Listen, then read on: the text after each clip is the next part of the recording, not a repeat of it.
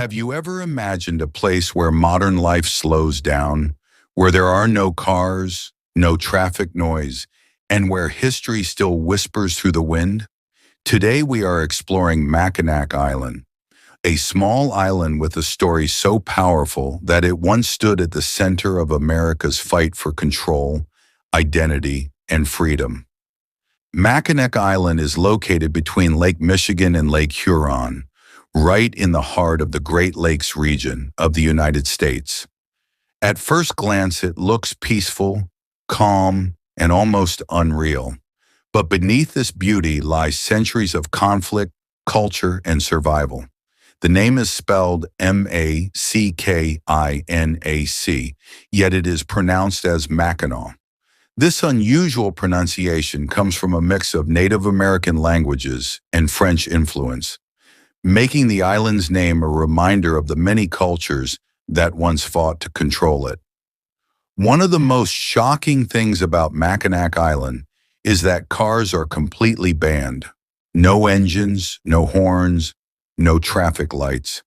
Instead, people move around using bicycles, walking paths, and traditional horse-drawn carriages.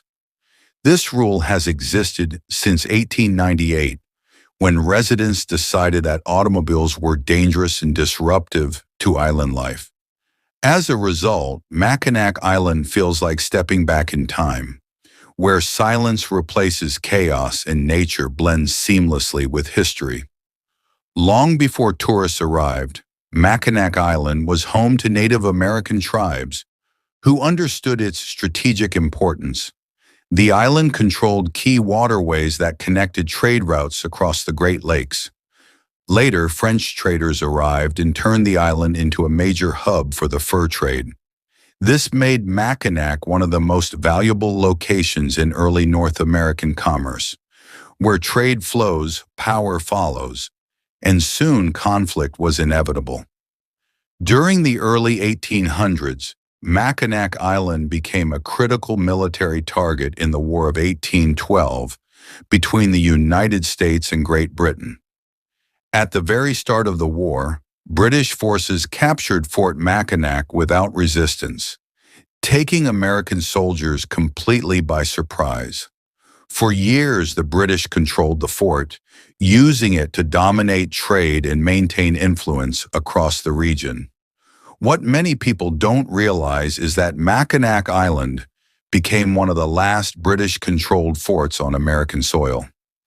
Even after the war officially ended, British forces refused to immediately leave.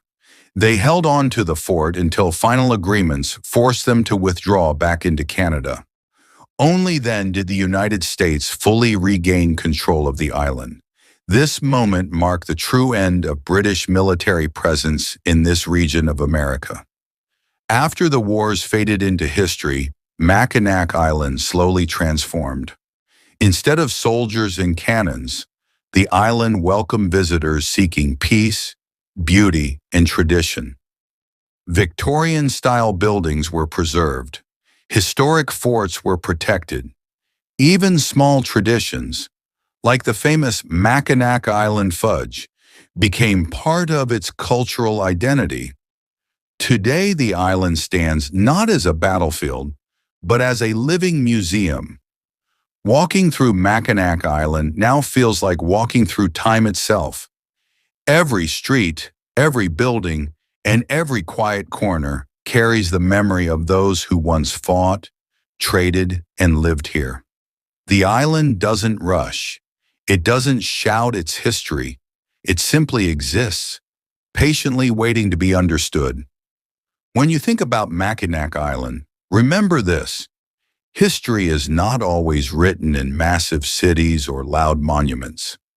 Sometimes history lives quietly on a small island, where time chose to slow down instead of moving on.